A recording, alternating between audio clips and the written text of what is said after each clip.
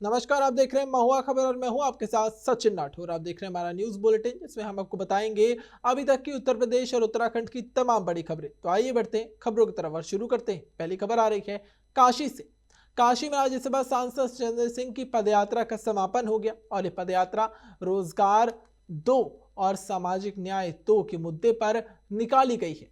संजय सिंह ने 16 जनवरी से 22 जनवरी तक ये पदयात्रा की, जिसे लोगों का व्यापक समर्थन मिला।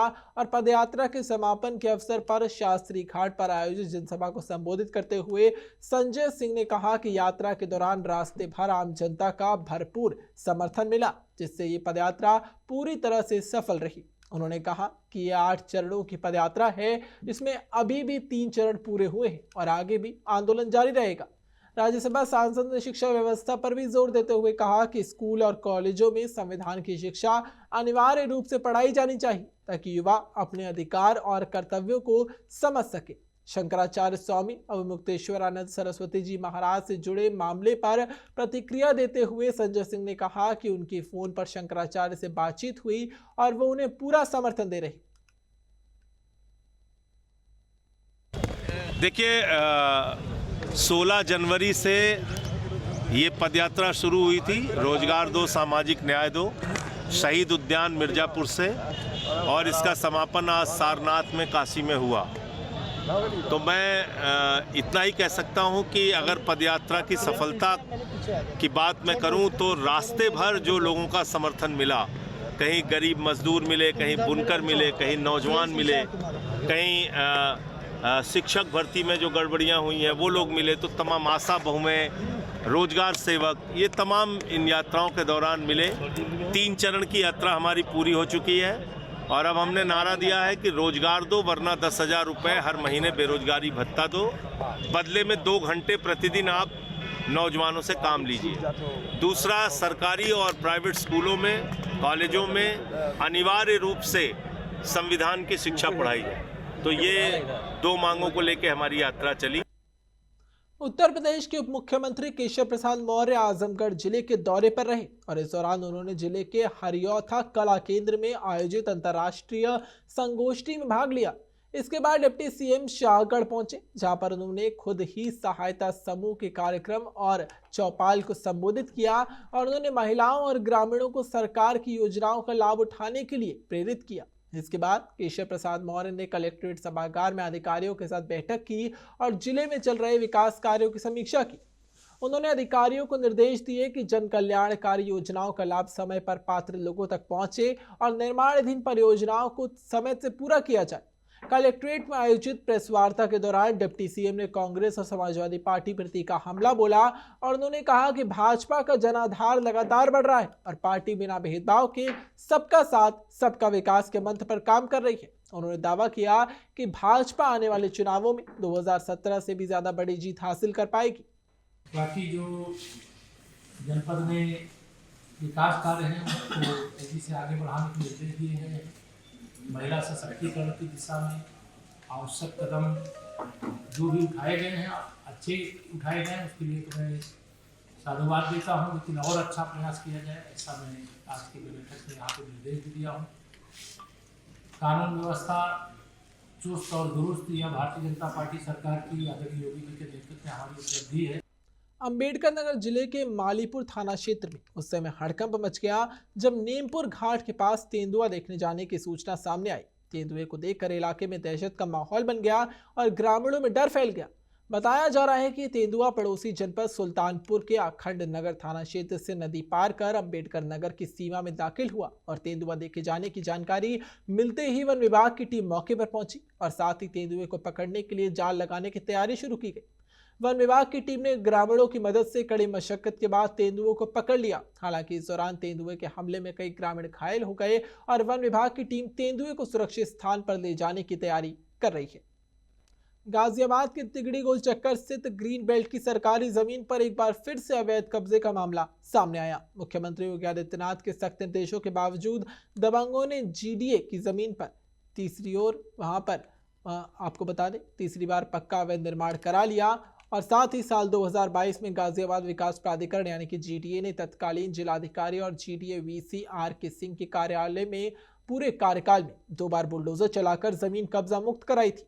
उस समय प्रशासन की मौजूदगी में अवैध निर्माण ध्वस्त कराए गए थे, लेकिन जनवरी 2023 में अधिकारियों के तबादले के बाद दबंगों ने फिर से उसी जमीन पर दुकानें, ऑफिस और मार्केट बना ली। स्थानीय लोगों का आरोप है कि 2023 से लगातार शिकायतें दी जा रही हैं, लेकिन जीडीए प्रवर्तन जोन 5 और कोई ठोस कार्रवाई नहीं की गई। करीब 1 दर्जन लोग सरकारी ग्रीन बेल्ट की जमीन पर अवैध कब्जा जमाए बैठे हैं और इस बीच जीडीए प्रवर्तन जोन 5 के प्रभारी ने दावा किया कि 24 जनवरी 2026 को अवैध निर्माण ध्वस्त कर जमीन कब्जा मुक्त कराई जाएगी। अभी तीसरी आपको बता दें, अब ये तारीख जीडीए की नियत और कार्यशैली की असली परीक्षा मानी जा रही है। ये मामला तय करेगा कि गाजियाबाद में कानून चलेगा या दबंगों की मनमानी। नहीं, इसमें सीलिंग की कार्रवाई की गई थी, तो अवैध निर्माणकर्ताओं द्वारा पुनः सील को तोड़ दिया गया है। तो इसमें एफआईआर के लिए भी भेजा गया है और इसमें डिमोलिशन के लिए 24 तारीख नियत की गई है। 24 तारीख को डिमोलिशन की कार्रवाई की जाएगी। गाजियाबाद के लोनी क्षेत्र में बुधवार को एक बड़ा हादसा होते होते टल गया। इंद्रपुरी स्थित शनि मंदिर के पास स्कूली बच्चों से भरी स्कूल बस में अचानक से आग लग गई और मौजूद लोगों ने उनके अनुसार बस में करीब 30 से 35 बच्चे सवार थे और आग लगते ही अफरा तफरी मच गई। लेकिन समय रहते ही बच्चों को सुरक्षित बाहर निकाल लिया गया और बस में लगे सिलेंडरों में अचानक से आग लगने के कारण बस जाम हो गई थी और आग विकराल रूप लेने लगी। घटना के समय सभी स्टाफ सुरक्षित थे, लेकिन बस को भारी नुकसान पहुंचा और यह हादसा एक बार फिर से स्कूल वाहनों की सुरक्षा, गैस सिलेंडर और तकनीकी जांच पर सवाल खड़े करता है। गनीमत ये रही कि समय रहते सभी बच्चों को सुरक्षित निकाल लिया गया। हमीरपुर जिले में विशेष टीकाकरण अभियान का शुभारंभ किया गया। यह अभियान पशुओं को मुंहपका, खुरपका जैसी गंभीर बीमारी से बचाने के लिए शुरू किया गया और अभियान का शुभारंभ जिला मुख्यालय कलेक्ट्रेट परिसर में किया गया। इस अवसर पर जिलाधिकारी घनश्याम मीना ने हरी झंडी दिखाकर वैक्सीनेशन वैन को रवाना किया और अभियान का उद्देश्य जिले के सभी पशुओं को समय पर टीकाकरण कर उनकी सुरक्षा सुनिश्चित करना। यह अभियान 22 जनवरी से 10 मार्च तक चलेगा और कुल 45 दिनों तक जारी रहेगा, जबकि इस दौरान जिले के सभी पशुपालकों से अपील की गई कि वो अपने पशुओं को टीकाकरण के लिए उपस्थित रखें और ताकि घातक बीमारियों से उन्हें बचाया जा सके। जिलाधिकारी घनश्याम मीणा ने बताया कि अभियान पशुपालकों और पशुओं दोनों के लिए बहुत महत्वपूर्ण है। उन्होंने लोगों से सहयोग करने की अपील की और कहा कि समय पर टीकाकरण कराना सभी की जिम्मेदारी है।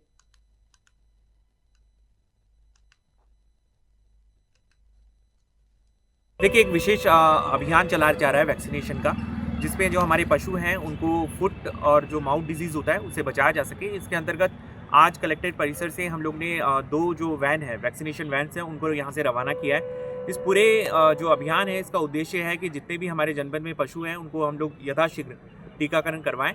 इसी क्रम में जितने भी हमारे जो पशु के जो भी अपने हमारे लाभार्थी हैं, उनसे यही अपील करना चाहूँगा कि अपने पशुओं का इस वैक्सीनेशन अभियान से उनका वैक्सीनेशन कराएं, ताकि इस गंभीर बीमारी से उनको हम बचा। हापुड़ जिले के तगासराय में एक दर्दनाक घटना सामने आई, जहां पर पिटाई के दौरान एक बुजुर्ग महिला की जान चली गई और मृतक महिला का शव घर पहुंचाया गया, जिसके बाद परिजन और स्थानीय लोग तगासराय गेट पर जाम लगाकर हंगामा करने लगे और स्थानीय लोगों की भीड़ ने आरोपियों के खिलाफ कड़ी कार्रवाई की मांग शुरू कर दी।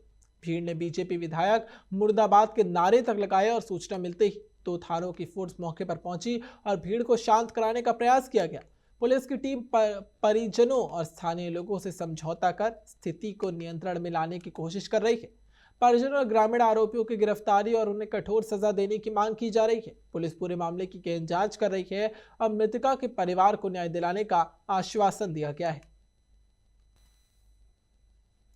तो जैसा कि आपको बता दें कि वहां पर मृतका की जब वहां जान चली गई तो उसके बाद उनके परिजनों ने बहुत हंगामा किया और लगातार वहां पर बीजेपी के नेता के खिलाफ वहां पर मुर्दाबाद के नारे भी लगाए गए।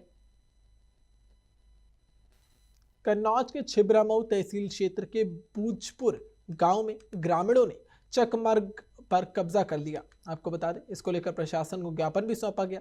ग्रामीणों का आरोप है कि भूमाफियाओं ने भूलेख जलाने के अब फायदा उठाकर चक्रोड पर अवैध कब्जा कर लिया और ग्रामीणों ने एसडीएम कार्यालय पहुंचकर ज्ञापन सौंपा और तुरंत सड़क खाली कराने की मांग भी की।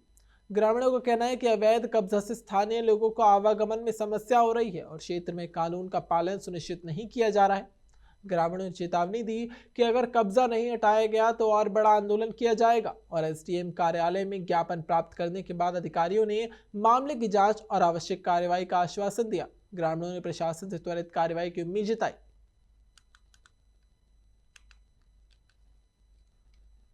हमारे गांव में एक कुमार परिवार के लोगों ने एक गाटा संख्या 682 में सर कब्जा कर लिया, जो सार्वजनिक आबादी है। इसे आज तक किसी के नाम पे सरकार ने आवंटित नहीं किया है और उस पे लगा हुआ हमारे खेतों के बीच से जो चक्रोड आ रहा है, उससे उसी रास्ते से 40-45 साल से वहां से आदमी निकलते हैं, गुजरते हैं और वहां से खेत से ट्रैक्टर से फसलें निकालते हैं। आज आलू की फसलें फंसी पड़ी हैं, वहां से निकालने के लिए हम परेशान हैं, फसलें नहीं निकाल पा रहे हैं। उन्होंने दबंगों ने किसी तरीके से ले देकर के अपना कब्जा कर लिया है और वहाँ पे वृक्ष छोटे छोटे लगाने लगे हैं। कानपुर में पुलिस और शातिर लुटेरों के बीच मुठभेड़ हुई और सूचना मिलने के बाद क्राइम ब्रांच और रावतपुर पुलिस सघन चेकिंग कर रही थी और मोटरसाइकिल सवार 3 युवकों को आते देख पुलिस ने रोकने का प्रयास किया। पुलिस को देखकर एक आरोपी ने तमंचे से फायरिंग कर दी और जवाबी कार्रवाई में एक आरोपी पैर में गोली लगने से घायल हो गया, जबकि उसके 2 साथी मौके से फरार हो गए और घायल आरोपी के कल्याणपुर CHC में भर्ती कराया गया। पुलिस पूछताछ में आरोपी ने बीती 8 जनवरी को रावतपुर थाना क्षेत्र में महिला से चेन लूटकर घटना कबूल की। घटनास्थल से पुलिस ने आरोपी के पास से 15 बोर का तमंचा, एक खोखा और 2 जिंदा कारतूस बरामद कर लिए। पुलिस ने बताया कि फरार आरोपियों की तलाश जारी है और जल्द ही उन्हें पकड़ने के लिए अभियान चलाया जाएगा। कानपुर के नौबस्ता क्षेत्र में पुलिस ने एक बड़ी सफलता हासिल की है। नौबस्ता पुलिस ने करीब 30 लाख रुपए के मादक पदार्थ बरामद किए और इस कार्रवाई में एक महिला सहित 3 आरोपी पकड़ लिए गए।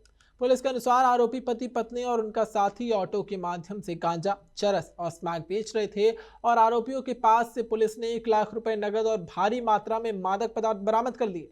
तीनों आरोपियों को मादक पदार्थ के साथ ही अरेस्ट कर जेल भेज दिया गया और कार्रवाई की जानकारी खुद DCP साउथ दीपेंद्र नाथ चौधरी ने प्रेस वार्ता में दी और DCP ने बताया कि आरोपी मादक पदार्थ बेचकर लोगों की जिंदगी बर्बाद कर रहे थे और इसलिए पुलिस ने सख्त कार्रवाई की। इस सफलता पर DCP साउथ ने असिस्टिंग टीम को 25,000 रुपए का इनाम दिया। एक सूचना थाना नौबस्ता को प्राप्त हुई कि विराट नगर क्षेत्र में एक स्कॉर्पियो सफेद रंग की गाड़ी में मादक पदार्थों की बिक्री की जा रही है। इस सूचना पर थाना नौबस्ता की टीम वहां पर गई और रात्रि में लगभग 1 बजे ये गाड़ी वहां पे मिली और उस गाड़ी के अंदर में 3 व्यक्ति, 2 पुरुष और 1 महिलाएं थे, जिनका नाम क्रमशः तेज बहादुर सोनकर, भीम सिंह और उसकी पत्नी आशा। इनको वहां से लाया गया और इनसे जब पूछताछ की गई तो उन्होंने बताया कि गाड़ी के अंदर में ही सारा जो भी मादक द्रव्य पदार्थ पड़ा हुआ है और उसकी सर्च की गई नियमानुसार, तो उसके अंदर से जो गांजा, चरस और स्मैक बरामद हुआ, जिसकी अंतर्राष्ट्रीय बाजार में कीमत लगभग 30 लाख रुपए है। खबरों का सिलसिला यूं ही जारी रहेगा। एक नबी के लिए इतना ही। देखते रहिए महुआ खबर।